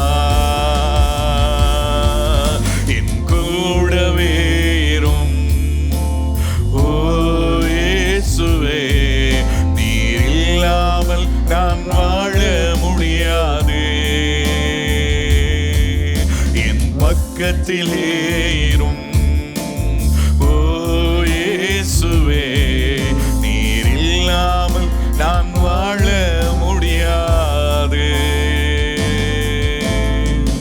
அன்புள்ள ஆண்டவரே, எங்களை நேசிக்கிறவரே, எங்களுடைய பார்வையில ஒரு தரிசன பார்வை எங்களுக்குள்ள வரட்டும் ஆண்டவரே. இந்த குறுகின எண்ணங்களும் குறுகின சிந்தையும் உடையவர்களாய் நாங்கள் வாழவிடாதபடி ஆண்டவரே, கிறிஸ்து இயேசுவுக்குள் நாங்கள் எதற்காக அழைக்கப்பட்டிருக்கிறோம், அவருக்குள் வாழ்கிறோம், அவருக்குள் பிழைக்கிறோம், அவருக்குள்ளும் நான் ஆசீர்வாதங்களை சுதந்திரிக்கிறோம். தகப்பன் வழி நடத்தும் இயேசுவின் மூலம் பிதாவே. எத்தனை பேர் சந்தோஷமா இருக்கிறீங்க? ஜெபம் பண்ணி முடிச்சிட்டேன்னு கிளம்பிடாதீங்க. நான் பேசுனது அத்தனையும் முன்னுரை. Praise the Lord. அல்லேலூயா. ஆமா, நம்ம ஆளுங்களுக்கு ஓ பாஸ்டர் ஜெபம் பண்ணிட்டார், ஒரு பாட்டு பாடிட்டார், கிளம்பிடலான்னார். கொஞ்சம் பேர் எடுத்துக்கொள்ளப்பட்டார்கள். சரி, இருக்கிறவர்கள் பாக்கியவான்கள். அப்போ நம்முடைய கண் தெளிவா இருந்தா, நம்முடைய பார்வை தெளிவா இருந்தா, நம்முடைய வாழ்க்கை எப்படி இருக்கும்? ஆசீர்வாதமா இருக்கும், வெளிச்சமா இருக்கும், குறைவில்லாம இருக்கும். ஆமே. அப்ப இன்னைக்கு பிரச்சனை எங்க இருக்கு? நம்முடைய கண்கள்ல தான் இருக்கு. நான் சொல்றது மாம்ச கண்கள் அல்ல, ஆவிக்குரிய கண்கள். உன்னுடைய எதிர்காலம், உன்னுடைய ஆசீர்வாதம் எல்லாம் உன்னுடைய மாம்ச கண்ணை வைத்து மாத்திரமல்ல, உன்னுடைய ஆவிக்குரிய கண்களை வைத்தே உன்னுடைய எதிர்காலம் தீர்மானிக்கப்படுகிறது. ஆமென் சொல்லுங்களேன். சரி, இப்போ நீங்க பாத்தீங்கன்னா 1 ராஜாக்களின் புஸ்தகம், 1 ராஜாக்கள் 18வது அதிகாரம் 41வது வசனத்திலிருந்து சில வசனங்களை வாசிக்கலாம். பின்பு எலியா ஆகாபை நோக்கி, நீர் போம், போஜனம் பண்ணும், பெருமலையின் இரைச்சல் கேட்கிறது என்றான். இப்ப கவனிங்க, சத்தம் வேற யாருக்குமே கேட்கல. என்ன கவனிக்கிறீங்களா? ஆகாபுக்கு கேட்கல, கூட இருக்கிறவங்களுக்கு யாருக்கும் கேட்கல, மற்ற மனுஷர்களுக்கு கேட்கல. யாருக்கு கேட்குது? எலியாவுக்கு தான் கேட்குது. நான் சொல்றது உங்களுக்கு புரியுதா? உனக்கு மட்டும் தேவ சத்தம் கேட்கும். உனக்கு மட்டும் தேவன் என்ன செய்ய போகிறார்ன்ற சத்தம் உன் காதுகளில் கேட்டுக்கிட்டே இருக்கும். மற்றவங்களுக்கு இது தெரியாது. அதான சொன்னேன், உன்னுடைய காதுகளாகட்டும் கண்களாகட்டும் உன்னுடைய சரீரம் முழுவதும் தேவன் ஆளுகை செய்து கொண்டிருக்கும் பொழுது, கிறிஸ்துவுக்குள் அது இருக்கும் பொழுது தேவ சத்தம் உன்னுடைய காதுகளில் கேட்குது. அப்ப அந்த பெரும் மழையினுடைய இறைச்சல் இப்பொழுது கேட்குது அவனுக்கு. என்ன செய்யறான்னா, அடுத்த வசனம், ஆகா போஜனம் பண்ண போனான், ஏறி தரையில் பணிந்து குனிந்து ஊழியக்காரனை நோக்கி சமுத்திர முகமாய் பார்த்து ஒன்றுமில்லை என்றான். கவனித்துக் கொள்ளுங்க. இன்னைக்கு நம்ம என்ன செய்யறோம்னா, நம்முடைய வாழ்க்கையில சில நேரங்களில் நான் ஜெபம் பண்ண ஒன்றும் நடக்கல, நான் பைபிள் படிக்கிறேன் ஒன்றும் நடக்கல. எலியா சொல்றாரு அடுத்ததுக்கு, அவருக்கு என்ன சொல்ற, நீ 7 தரம் போய் பாரு, நீ தொடர்ந்து ஜெபம் பண்ணிக்கிட்டே இரு, குறித்த நேரத்தில் பதில் வரும். நீ பார்த்துக்கிட்டே இரு, அவரை ஒத்தாசை வரும் கண் பர்வதத்திற்கு உன்னுடைய கண்களை என்ன செய், ஏறெடுத்து பார்த்துட்டே இரு. நீ ஏறெடுத்து போய் என்ன செய், பாரு.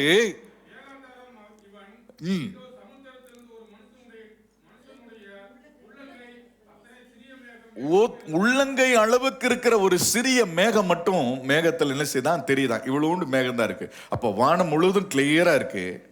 இவன் பார்த்திருக்கிற இடத்துல எப்படி எவ்வளவு பெரிய மேகம் இருக்கு, உள்ளங்கை அளவுல ஒரு மேகம் இருக்குதான். சொல்றதுக்கு உள்ள வரான், ஆகாபை நோக்கி. இப்போ எலியா சொல்றாரு, இவன் சொன்னா, இவன் வேலைக்காரன் வந்து சொல்றான், ஒரு உள்ளங்கை அளவு மேகத்தை தான் நான் பார்க்கிறேன்னா. எலியாவுடைய பார்வை எப்படி இருக்குன்னா, பெருமழை வரப்போகுது, அல்லேலூயா, பெருமழை வரப்போகுது. இப்ப நீ என்ன செய்யுங்க, ரதத்தை பூட்டி சீக்கிரமா என்ன செஞ்சிரு, ஓடி போயிரு. இந்த ஆகாபுக்கு இந்த வெளிப்பாடு இல்லை, கூட இருக்கிறவங்களுக்கு வெளிப்பாடு இல்லை, ஒரே ஒரு மனுஷனுக்கு மட்டும்தான் இருக்கு. தரிசனம் உள்ளவனுக்கு மட்டும்தான் இந்த வெளிப்பாடுகள் தெரியும். அல்லேலூயா. அவன் நினைச்சிட்டு இருக்கா, இந்த உள்ளங்கை அளவுல ஒரு மேகம் வந்து பெரிய மழையை கொண்டு வந்துருமா? நீங்க நினைச்சிட்டு இருப்பீங்க, இந்த கொஞ்சம் வருமானம் என் வாழ்க்கையில மாற்றத்தை கொண்டு வந்துருமா? வரும். அல்லேலூயா. ஏன் வராதுன்னு நினைக்கிறீங்க? கர்த்தர் ஒரு நாளும் ஒரு மனுஷனையும் குறைவா வைக்கல. நமக்கு தான் வாழ தெரியல, நமக்கு தான் வாழ்க்கையினுடைய முறைகள் தெரியாம வாழ்ந்துட்டு இருக்கிறோம். ஆண்டவர் ஒரு நாளும் நம்மை வறுமையின் பாதையிலேயோ குறைவின் பாதையில நடத்துகிறவர் அல்ல, நம்மை ஆசீர்வாதமாய் நடத்துகிறவர் நம்முடைய தேவன் ஆகிய கர்த்தர். இங்க பாத்தீங்கன்னா ஒரு உள்ளங்கையளவு மேகம். வாசிங்க. அல்ல, அதே வசனத்தை விட்டீங்க. மழை உம்மை தடை செய்யாதபடிக்கு ரதத்தை பூட்டி போய்விடும் என்று சொல் என்றான். போய் சொல்லுடா, அவன் கிளம்பி போ சொல்லு.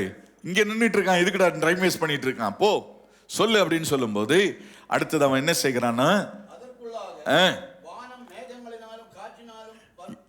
எவ்வளவு நேரம் இருந்திருக்கும், எவ்வளவு நேரங்க ஆயிருக்கும். அவன் போய் சொல்லிட்டு வர்ற டைமிங் தான். கவனிச்சிங்க. மீறி போன 1 நிமிஷம் இல்ல 2 நிமிஷம் இருந்திருக்கலாம், இல்ல அதிகபட்சம் ஒரு தூரமா இருந்து ஒரு 10 நிமிஷம் கூட போயிருக்கலாம்னு வச்சுங்களேன். அந்த ஒரு 5 நிமிஷம் 10 நிமிஷத்துக்குள்ள இயற்கையின் சூழ்நிலைகளை மாறுபடுத்துவதற்கு என் தேவனால் முடியும். அல்லேலூயா. இல்லாததை உருவாக்குகிறவர் நம்முடைய ஆண்டவர். அல்லேலூயா. அங்க மேகம் இல்ல, மழை இல்ல, ஒண்ணுமே இல்ல. நல்ல கவனித்துக் கொள்ளுங்க. அவன் போய் சொல்லிட்டு திரும்பறதுக்குள்ள அப்படி கருத்து இருக்கு மேகம். அல்லேலூயா. நம்ம ஆண்டவர் யாருன்னு உங்களுக்கு தெரிஞ்சிச்சுன்னு வச்சுக்கங்களேன், நாம இந்த அற்பமான விஷயங்களுக்கெல்லாம் கோவப்படுறது, வருத்தப்படுறது, பிரச்சனை பண்றதை விட்டுருவோம். அல்லேலூயா. ஏன்னா அவர் எனக்குன்னு ஒரு திட்டத்தை வச்சிருக்கிறார், எனக்குன்னு நன்மையை வச்சிருக்கிறார். எனக்குரியதை ஒரு மனுஷனாலும் பறித்து கொண்டு போக முடியாது. அல்லேலூயா. எனக்குரியதை கர்த்தர் எனக்கு கொடுத்து என்னை ஆசீர்வதிக்க அவர் ஒருவரே நல்லவராக இருக்கிறார். ஆமென். நல்ல கவனித்துக் கொள்ளுங்க. அப்போ தரிசன பார்வை என்பது வேறு, மாம்ச பார்வை என்பது வேறு. அவன் போய் பார்த்துட்டு வந்தான், அவனுடைய கண்கள் திறக்கப்படலை, தெரியல. அவனுக்கு கையளவு மேகம் தான் தெரிஞ்சது, ஆனா அதுக்கு பின்னாடி இருக்கிற பெரும் மழை தெரியல, கார் மேகங்கள் தெரியல. ஆனா எலியாவுக்கு மட்டும் தெரியுது, டே சீக்கிரமா மழை வரப்போகுது, அவனை புறப்பட்டு போக சொல். சீக்கிரத்துல கர்த்தர் உன்னுடைய வாழ்க்கையினுடைய தேவைகள் அனைத்தும் ஆண்டவர் கொடுத்து ஆசீர்வதிக்க போகிறார். சீக்கிரத்தில் உன்னுடைய ஜெபத்திற்கு பதில் வரப்போகிறது. அல்லேலூயா. இந்த தரிசன பார்வை இருந்துச்சுன்னா நீ ஆசீர்வாதமா சந்தோஷமா போவ. எதிர்காலம் இங்கே கவனிங்க. தேவை என்பது எல்லா நாட்களிலும் வரும், எல்லா சூழ்நிலைகளும் வரும். இந்த தேவையை பார்த்து பயப்படுறவங்களோ சோர்ந்து போகிறவங்களோ நாமளா இருக்கக்கூடாது. அல்லேலூயா. நல்ல கவனித்துக் கொள்ளுங்க. எனக்கு என்ன தேவை என்பதை என் தகப்பன் அறிந்திருக்கிறார். இப்போ நான் உங்களுக்கு பலமுறை சொல்லியிருப்பேன், எங்கேயாவது நான் கூட போகும்போது என் பிள்ளைகளுக்கு என்ன பயம் இருக்கும்னு நினைக்கிறீங்க? நம்மால் கூட இருக்கிறார், அவர் பார்த்துக்குவார். எவ்வளோ பில்லு வேணா கட்டுவார் அவரு.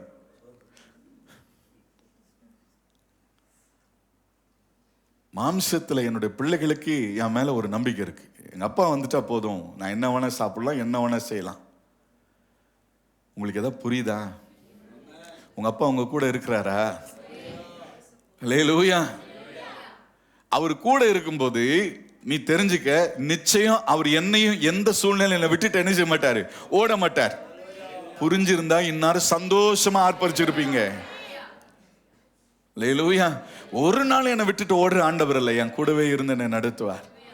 ஆமேன்னு சொல்லுங்களேன்.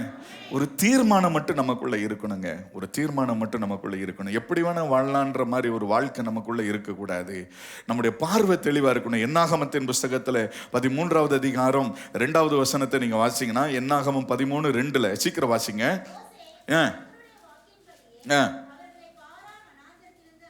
அனுப்பினான். எதுக்குன்னு கேட்டீங்கன்னா, இப்போ நேரம் இல்லாதனால சொல்லிடுறேன். கானானை போய் என்ன செய்யுங்க, பார்த்துட்டு வாங்க, இந்த தேசம் எப்படி இருக்கு அப்படின்னு சொல்லி பார்த்துட்டு வாங்க. கோத்திரத்திற்கு ஒருத்தனை என்ன செய்யறாரு, அனுப்பி வைக்கிறார். இதுல பாத்தீங்கன்னா யோசுவாவும் காலேபும் அந்த டீம்ல இருக்கிறாங்க. ஒரு பெரிய டீம் போறாங்க, அதுல இவங்க 2 பேரும் இருக்கிறாங்க. இப்ப கவனித்துக் கொள்ளுங்க, வந்த 10 பேரும் என்ன செய்தி கொண்டு வரான்னா, அது நல்ல தேசம் அல்ல, அது அங்க ராட்சசர்கள் வாழ்ந்து கொண்டு இருக்கிறாங்க. அவனுடைய பார்வை எப்படி இருந்துச்சு? மாம்சத்திற்குரிய பார்வை. அவங்களை பார்க்கும் போதெல்லாம் எப்படி இருந்திருக்கு? ராட்சசர்களை போல பார்க்கிறான், பலவான்களை போல பார்க்கிறான். ஆனா இங்க இப்போ ஒரு சூழ்நிலை மாறுது. என்னாகமம் 14வது அதிகாரத்துக்குள்ள நீங்க திரும்பும் போது 6வது வசனத்தை வாசிங்க. யோசுவாவும் கிழித்து கொண்டு நோக்கி என்னதுங்க? அப்ப இதுல யார் போய் சொல்றா? ஏனாக்கின் புத்திரர்கள் இருக்கிறது உண்மை, ராட்சசர்களா இருக்கிறது உண்மை. அப்ப இதுல பொய் யாரு சொல்றது?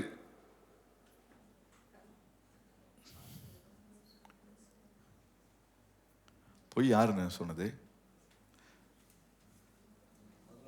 அவங்களும் உண்மையத்தான் சொன்னாங்க, இவங்களும் உண்மையத்தான் சொன்னாங்க. பிரச்சனை என்னன்னு கேட்டீங்கன்னா, அவங்களுடைய பார்வையில தான் இப்ப பிரச்சனை. கிறிஸ்துவுக்குள் நான் தான் சொன்னேனே, கிறிஸ்து என்கிற கண்ணாடியை மாட்டிட்டு பார்க்கும்போது உங்களுக்குள்ள இருக்கிற அவ்வளோ பெரிய பிரச்சனை அது ஒண்ணுமே இல்லாத பிரச்சனையை போல தெரியும். அவர் இல்லாம பார்த்தீங்கன்னா பெருசா தெரியும். புரிஞ்சுதா உங்களுக்கு? ஒரு தெளிவோட இங்கிருந்து போவீங்களா இன்னைக்கு? உன் பிரச்சனை, உன் தேவைகள் எதுவா வேணா இருக்கட்டும், ஒரே ஒரு தீர்வு என்னன்னு கேட்டீங்கன்னா, உன்னுடைய பார்வை தெளிவாயிரணும். என் ஆண்டவர் எனக்கு முன்னாடி இருக்கிறார். அவர் எனக்கு முன்னே போய் கோடலானவர்களை செவைப்படுத்திடுவார். காரியங்கள் எல்லாத்தையும் சரி பண்ணி என்னை கூட்டிட்டு போவார். ஆமேன் சொல்லுங்களேன். எனக்கான அற்புதத்தை என் தேவன் செய்வதற்கு அவர் நல்லவராய் இருக்கிறார். ஆமேன் சொல்லுங்களேன். அல்லேலூயா. அடுத்த வசனத்தை நீங்க வாசிக்கும் போது பாத்தீங்கன்னா, கர்த்தர் என் மேல பிரியமா இருக்கணும். இதுதான் இப்ப மேட்டர். ராட்சசர்கள் இருக்கலாம், பெரிய பெரிய மனிதர்கள் அந்த இடத்துல எனக்கு விரோதமா நின்று கொண்டு இருக்கலாம். யாரு வேணா நிக்கட்டும், கர்த்தர் என் மேல பிரியமா இருந்தாருன்னா தேசத்தில் நம்மை கொண்டு போய் பாலும் தேனும் ஓடுகிற அந்த தேசத்தை நமக்கு கொடுப்பார். கர்த்தருக்கு நான் பிரியமா இருக்கணும், அவரு என் மேல பிரியமா இருக்கணும். இந்த ஒண்ணு மட்டும் என் வாழ்க்கையில நான் புரிஞ்சுக்கணும். அல்லேலூயா. இதுதான் நம்மளுடைய பிரச்சனையே. நான் அவருக்கு பிரியமா நடக்கிறேன்னா, உன் குடும்ப வாழ்க்கையில சொல்றேன், உன் தொழில, ஊழியத்துல, ஒவ்வொரு விஷயத்திலையும் நம்ம புரிந்து கொள்ள வேண்டிய விஷயம் என்னன்னா, ஒருவேளை நான் பெரிய ஆளா இல்லாம இருக்கலாம், இந்த உலகத்துல பெரிய பெரிய வசதி வாய்ப்புகள் இல்லாம இருக்கலாம். ஒரே ஒரு விஷயத்த சொல்றேன், அவருக்கு பிரியமா மாத்திரம் நான் இருந்தேன்னா, ஒரு நாளும் யார்கிட்டையும் நான் கை நீட்டாதபடிக்கு கர்த்தர் என்ன நடத்துவார். எலியா ஒரு நாளும் எனக்கு ஒரு சோறு போடுன்னு கேட்க வேண்டிய அவசியம் இல்லை. மோசேக்கு ஒரு நாளும் இப்ப அங்க எகிப்துல விட்டு வனாந்தரத்தை விட்டு வந்துட்டாரு. இவர் ஒரு நாள் என்ன செய்யல, எனக்கு சாப்பாடு கொடுன்னு கேட்க வேண்டிய நிலைமையில் இல்லை. முதல் பங்கு ஆட்ட போனோம். புரியல உங்களுக்கு? முதல் பங்கு மோசைகிட்ட தான். இருக்கிறதுலயே பெஸ்ட் என்னவோ அதை யார்கிட்ட கொண்டு போய் கொடுக்கணும்? மோசைகிட்ட தான் கொண்டு போய் கொடுக்கணும். புரியுதா உங்களுக்கு? தேவனை ஆராதிக்கிற, அவரை நம்புகிற, அவரை சார்ந்திருக்கிற பிள்ளைக்கு தேவையான நன்மை என்ன என்பதை ஆண்டவர் அறிந்திருந்து அதற்கேற்ற விதத்தில் கர்த்தர் நடத்த அவர் போதுமானவராயிருக்கிறார். அப்போ அந்த 10 பேருடைய பார்வை வேற, இந்த 2 பேருடைய பார்வை வேற. நீங்க 10 பேரா இருக்கிறீங்களா, 2 பேரா இருக்கிறீங்களா, நீங்க தான் முடிவு பண்ணும். கிறிஸ்து என்னும் கண்ணாடியை எடுத்து மாட்டிட்டு பார்த்தீங்கன்னா உங்க பிரச்சனை ஒண்ணுமே இல்லை. உன் மாம்ச கண்களில் பார்க்கும்போது உனக்கு இது பெருசா தெரியுது. முடிவு பண்ணுங்க, இன்னைக்கு ஒரு மாற்றத்தை என் ஆண்டவர் கொடுப்பதற்கு அவர் நல்லவராக இருக்கிறார். ஆமேன் சொல்லுங்களேன். நம்முடைய ஆண்டவர் பெரியவர். ஆமேன். நீங்க பாத்தீங்க அப்படின்னு சொன்னா எசேக்கியேல் தீர்க்க தரிசன புஸ்தகத்துல, எசேக்கியேல் தீர்க்க தரிசன புஸ்தகம் 40வது அதிகாரம் 2, 3, 4 ஆகிய வசனங்களை இப்பொழுது வாசிக்கலாம்.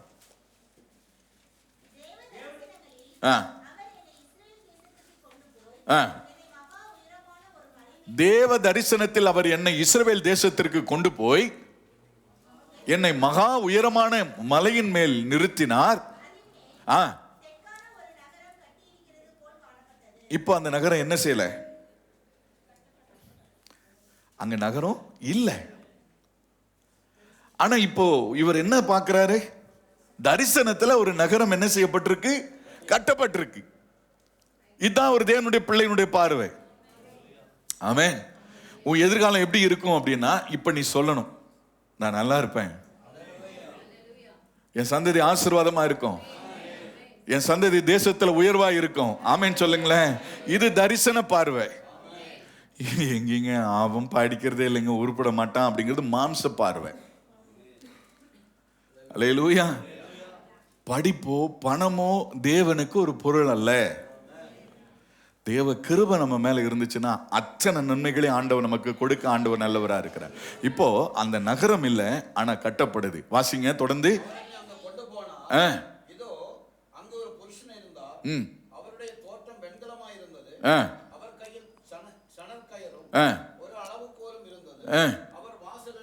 இப்போ வாசல் நிக்கிறாரு அவரு. பாத்தீங்க அப்படி சொன்னா, இந்த பில்டிங் கட்டுறதுக்கு முன்னாடி ஒரு மார்க் பண்ணுவாங்க, பார்த்துருக்கீங்களா? நூல் வச்சிருப்பாங்க, பார்த்துருக்கீங்களா? அதை கையில் வச்சுட்டு இந்த நகரம் கட்டுவதற்கு, நகரத்தினுடைய கட்டமைப்புகளுக்கான எல்லா ஆயத்த வேலைகளையும் செய்து கொண்டிருக்கிற ஒரு தரிசனத்தில் ஒரு நபரை பார்க்கிறார். அவர் வாசல் அருகே நின்று கொண்டிருக்கிறார். அல்லேலூயா. நான் அடுத்த வசனம், அந்த புருஷன் என்னை நோக்கி, மனுபுத்திரனே,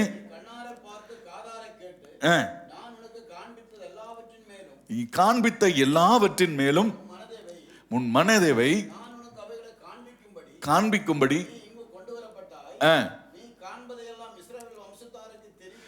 கவனிங்க. இப்ப அங்க இல்ல, ஆனா நீ காண்பதையெல்லாம் இஸ்ரவேலுக்கு தெரியப்படுத்து, அதை போய் சொல்லு, அதை அவங்கள பார்க்க சொல்லு. நான் சொன்ன விஷயம் புரியுதா? மெசேஜ் புரியுதா உங்களுக்கு? உனக்கு இல்ல, உன் குடும்பத்துல அது எந்த நன்மையும் இல்ல, ஆனா ஆண்டவர் சொல்றாரு, அப்பா நான் உனக்கு நன்மையை தருவேன், உனக்கு ஒரு பிரகாசமான எதிர்காலம் இருக்குன்னு ஆண்டவர் சொல்றாரு. அல்லேலூயா. உன் பிள்ளைகள் கர்த்தரால் போதிக்கப்பட்டிருப்பார்கள் சொல்றாரு. உன்னுடைய பிள்ளைகளுடைய வாழ்க்கையினுடைய சமாதானம் பெரிதாக விளங்கும் என்று ஆண்டவர் சொல்லுகிறார். இந்த தரிசனத்தை நீ பார்க்கணும். கர்த்தர் உன்னை மேன்மைப்படுத்த போறார். ஆமென். உன் தொழில ஒரு உயர்வை கர்த்தர் கொடுக்க போகிறார். இந்த தரிசன பார்வையோட நீ பார்த்துட்டு நீ நடக்க ஆரம்பிச்சினா நிச்சயம் ஒரு வெற்றி உள்ள ஒரு வாழ்க்கை வளம். ஆமென். இந்த தரிசனம் பார்க்கறதுக்கு முன்னாடி 14 வருடங்கள் முன்னாடி நடந்த ஒரு விஷயத்தை கர்த்தர் அதை உறுதிப்படுத்துகிறார். 14 வருடத்திற்கு முன்பாக இந்த தரிசனத்தை கொடுத்தார். 14 வருடத்திற்கு பின்பு இந்த தரிசனத்தை கர்த்தர் நிறைவேற்றுகிறார். அல்லேலூயா. அப்போ கவனித்துக் கொள்ளுங்க, நம்முடைய ஆண்டவர் உன் இருதயத்தில் ஒரு வார்த்தையை சொல்லிட்டாருன்னா, ஒருவேளை சில விஷயங்களை இன்னைக்கே உங்க வாழ்க்கையில உங்க நாட்களில் செய்வார், சில காரியத்தை நம்முடைய பிள்ளைகளுடைய நாட்களில் செய்வார். அல்லேலூயா. நமக்கு அது புரியவே புரியாது, என்னன்னே புரியாது. ஆண்டவர் நான் நம்புறேன், அநேக விஷயங்கள் என்னை கொண்டு என்னென்ன செய்யணும்னு நினைக்கிறாரோ அதெல்லாம் இன்னைக்கு என்னை கொண்டு செய்வார். எனக்கு சொன்ன அநேக தரிசனங்களை, வார்த்தைகளை என் பிள்ளைகளை கொண்டு செய்வார். அல்லேலூயா. இதுதான் தேவனுடைய திட்டம். இது திட்டத்திற்கு மாறாக நீங்களும் நானும் ஒன்றும் ஓடி ஒளிய வேண்டிய அவசியம் ஒன்றுமே இல்லை. கடைசியாக ஒரு விஷயத்தை சொல்லி நான் உங்களை ஜெபத்தில் நடத்தும்படியாக நான் விரும்புகிறேன். கர்த்தர் உங்களை ஆசீர்வதிப்பாராக. உங்களுக்கு எல்லாருக்கும் ஒரு தெரிந்த ஒரு சம்பவம் என்னன்னு பார்த்தீங்க அப்படின்னு சொன்னால், ஆதியாகமம் 22:13. 22:13 சீக்கிரமா வாசிங்க.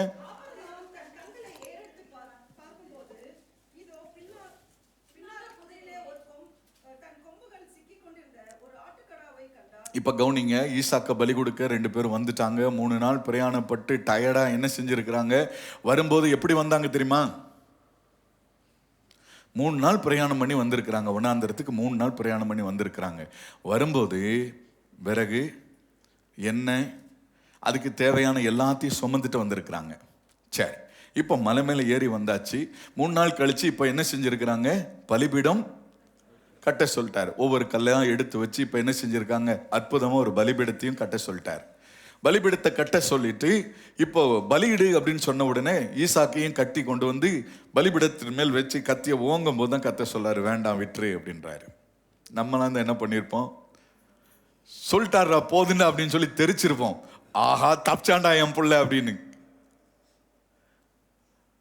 செஞ்சிருப்போமா இல்லையா? அவர் வேணான்னு சொல்லிட்டார்ல, பலி செலுத்த வேணான்னு சொல்லிட்டார்ல.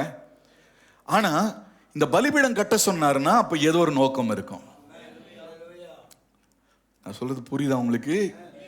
பலிபீடம் கட்ட சொன்னா அப்ப அதை பலியிடுவதற்காக தானே பலிபீடம் கட்ட சொன்னாரு. இப்ப பலி செலுத்தாம இங்கிருந்து போலாமா? இதுதான் ஆபிரகாமுடைய விசுவாசம். காரணம் இல்லாம உன்னை ஒரு இடத்துக்கு கூட்டிட்டு போக மாட்டார். காரணம் இல்லாம ஒரு வேலையை கத்த செய்ய வைக்க மாட்டார். இந்த குடும்பத்துக்கு உன்னை கூட்டிட்டு வந்ததுக்கு ஒரு காரணம் இருக்கு. இந்த சபைக்கு உன்னை கூட்டிட்டு வந்ததுக்கு ஒரு காரணம் இருக்கு. இந்த நிறுவனத்தில் உன்னை வேலை செய்ய வச்சதுக்கு ஒரு காரணம் இருக்கு. எல்லாம் காரணம் இல்லாம கர்த்தர் எதுவுமே செய்யறதில்ல. இப்ப பலிபீடம் இவ்வளவு சிரமப்பட்டு இங்க பலிபீடம் கட்டியாச்சு, பலிபீடத்தின் மேல பொருளையும் வச்சாச்சு, வேணான்னு சொல்லி அனுப்பி விட்டாரு. இவன் கிளம்பல. அந்த இடத்துல என்ன செய்யறான்? ஆபிரகாம் தன் கண்களை ஏறெடுத்து பார்க்கிறான். ஆண்டவரே, நான் என்ன செய்யணும்? பலிபீடம் கட்டிட்டேன்ப்பா, தரிசனம் கொடுத்துட்டீங்க, பலி செலுத்தாம எப்படி நான் போறதுன்னு சொல்லி யோசிக்கும் போது இதோ பின்னாக புதரிலே தன் கொம்புகள் சிக்கி கொண்டிருக்கிற ஒரு ஆட்டுக்கடாவை கண்டான். கவனித்துக் கொள்ளுங்க.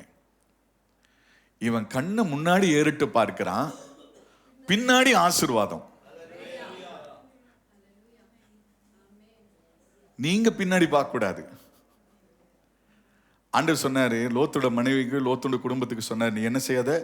பின்னிட்டு பார்க்காத. பின்னாடி பார்க்குற வேலை உன்னோட வேலை, என்னுடைய வேலை இல்லை. கர்த்தர் சொல்லும் போது பார்த்தா ஆசீர்வாதத்தை பார்ப்பேன். கர்த்தர் சொல்லாம பார்த்தீங்கன்னா நீ உப்பு தூணா மாறிடுவேன். நான் சொல்றது உங்களுக்கு புரியுதா? இதுதான் விஷயமே.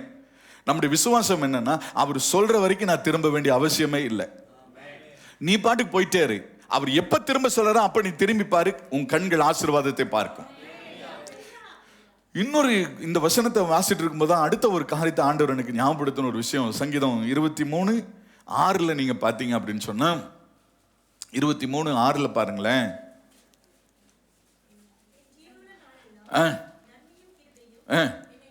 கவனிங்க. இப்போ ஆபிரகாம் மலையில ஒரு பக்கம் ஏறிட்டு வந்திருக்காரு. இவனுக்கான ஆசீர்வாதம் ஆட்டுக்குட்டியும் என்ன செய்யுது? அவருக்கு பின்னாடி ஏறி வந்துகிட்டே இருந்திருக்கு. நன்மையும் கிருபையும் என்ன செய்யும்? தொடரும். புரியல இன்னும். அவன் வரும்போதே அவனுக்கான நன்மையும் பின்னாடி வந்துட்டே இருந்திருக்கு. அவனை தொடர்ந்து அவனுடைய நன்மை பின்னாடி தொடர்ந்து வந்துகிட்டே இருக்கு. புரியுதா புரியலையா உங்களுக்கு? நீ வர்றேனா, நீ போறேனா, உனக்கான நன்மை பின் தொடர்ந்து வந்துகிட்டே தான் இருக்கு. அது வேற எங்கேயோ இல்லை, உன்னை தொடர்ந்து வந்துகிட்டே இருக்கும். நம்புறீங்களா? அல்லேலூயா. நீ போற இடமெல்லாம் உன்னை நன்மை தொடர்ந்து வந்துகிட்டே இருக்கு. எங்கேயோ வச்சிருக்க மாட்டார், பக்கத்துல தான் இருக்கும். உன் தரிசன கண்களை பார்க்கும்போது அது கிடைக்கும். ஆமென். இப்போ இதுக்கு முன்னாடி நல்லா கவனித்துக் கொள்ளுங்க. அதுக்கு முன்னாடி வந்து ஆபிரகாம் அந்த சுத்தி எல்லாம் பார்த்திருப்பார்ல, கல்லாம் எடுக்கும்போது அங்கேயும் சுத்தி சுத்தி பார்த்திருப்பார்ல, அது வரைக்கும் அவனுடைய கண்களுக்கு அது என்ன செய்யப்பட்டிருந்தது? மறைக்கப்பட்டிருந்தது. அவனுக்கான நன்மையை குறித்த நேரத்தில் கர்த்தர் அவனுடைய கண்கள் திறக்கும்படி ஆண்டவர் உதவி செய்வார். அல்லேலூயா. அங்கேயே தாங்க இருந்திருக்கும். ஆசீர்வாதம் உன் கால்களே தான் இருந்திருக்கும். அந்த படகுக்கு கீழே தான் அவ்வளோ திரளான மீன் இருந்துச்சு. கர்த்தர் சொல்லுகிற நேரத்தில் தான் அந்த வலைக்குள்ள வந்து அந்த மீனெல்லாம் வர நிற்கும். ஆமென். அப்ப கர்த்தர் சொல்லுகிற நேரம் எதுன்னு கேட்டீங்கன்னா, அவருக்கு பிரியமாய் நடக்கிற நேரம், அவரை நோக்கி கூப்பிடுகிற நேரம், அவரை ஆராதிக்கிற நேரம், உனக்கான நன்மைகள் எல்லாம் வந்து சேருகிற ஒரு நேரம். ஆமென். அவன் ஆண்டவரை ஆராதிக்கணும்னு அவன் நினைச்சான் பாருங்களேன், அவனுக்கான நன்மை அவனை தொடர்ந்து வந்துகிட்டே இருக்குது. ஆமென். என்னைக்கு ஒரு மனுஷன் கர்த்தரை பிரியப்படுத்தணும்னு நீ நினைக்கிறியோ, நன்மையும் கிருபையும் உன்னை தொடர்ந்து வந்து கொண்டே இருக்கும். ஆமென். நீ போக வேண்டாமா, நீ தேட வேண்டாம், நன்மை உன்னை துரத்திட்டு வரும். ஒரு பக்கம் மலையில ஆபிரகாமும் பிள்ளையும் ஏறிட்டு இருக்கிறாங்க, இன்னொரு பக்கம் மலையில நன்மை ஏறி வருகிறது. அல்லேலூயா. நம்முடைய ஆண்டவர் நல்லவரா? உன் கண் தெளிவா இருந்தா உன் சரீரம் முழுவதும் வெளிச்சமா இருக்கும், உன் வாழ்க்கை முழுவதும் வெளிச்சமா இருக்கும். அப்போ உன் மாம்ச கண்கள் மாத்திரம் பார்வை தெளிவா இருக்கக்கூடாது, உன் ஆவிக்குரிய பார்வையும் தெளிவா இருக்கணும். எத்தனை பேர் சந்தோஷமா இருக்கிறீங்க? இங்கிருந்து போகும்போது தெளிவா போகணும். மொத்தம் ஒரு 13 பாயிண்ட் எடுத்து வச்சிருக்கிறேன்.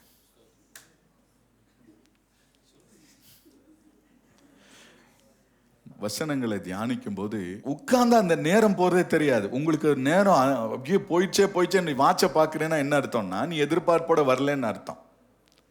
அட்டண்டன்ஸ் போட வந்தவனுக்கு இன்னைக்கு ஒரு மாதிரி போர் அடிச்சிருக்கும், இன்னைக்கு பாஸ்டர் ஒன்றும் ஒரு மாதிரி அறுத்து தள்ளிட்டாரு அப்படின்னு. எதிர்பார்ப்போட வந்தவனுக்கு இன்னைக்கு கர்த்தர் என்னோட பேசினான்னு தெரியும். அல்லேலூயா. அப்போ உன் பார்வையை கர்த்தர் இன்னைக்கு தெளிவாக்க போகிறார். ஆமென்.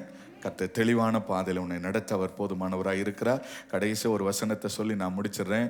நீ என்னை நோக்கி கூப்பிடு, நீ அறியாததும் எட்டாததுமான பெரிய காரியங்களை கர்த்தர் நீர் காணும்படி உனக்கு உதவி செய்வார். எரேமியா 33:3 வசனத்துல இருக்கு, அவரை நோக்கி கூப்பிடுங்க, ஜெபத்தை நிறுத்திடாதீங்க, உங்களோட விசுவாசத்தை பலவீனப்படுத்திடாதீங்க, ஆராதனை நிறுத்திடாதீங்க. அல்லேலூயா.